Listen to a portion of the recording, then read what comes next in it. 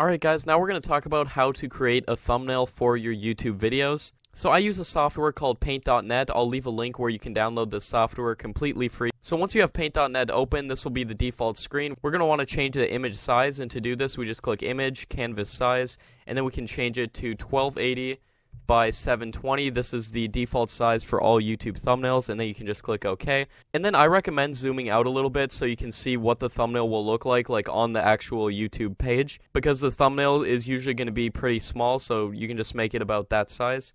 And then since this video that we're uploading is about YouTuber conspiracy theories, we can go to Google and find an image, and then we can simply paste it in here, just clicking this button at the top, and then you can paste it in just of a popular YouTuber or something. And you don't want to lie with your thumbnails, but you just want them to be shocking so people click it. And then I recommend upping the brightness a little bit, so just going Adjustments, Brightness, Contrast, upping that a little bit so it's kind of more appealing for people to click so they can see exactly what's going on. And then maybe upping the saturation a bit as well. So as you can see, that makes it a little bit more appealing to click on. And then you can also add a red arrow right here using the shapes. Red arrows are a really good way to get people to want to click your videos.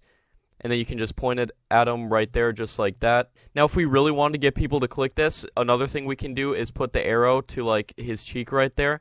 And then we can put, a tear on his chin. And as you can see, we can put, a tear right there. And then we can put, a blue on it, so it actually looks like one, a dark blue like that. And then, see, it looks really unrealistic. So you can see if we zoom out, it looks more realistic. And you just want to make people want to click. Now, the goal here isn't to, deceive people. We just want to make them want to click so they watch our video.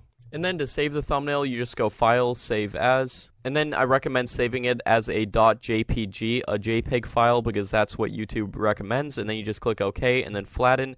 And then your new custom thumbnail will be saved.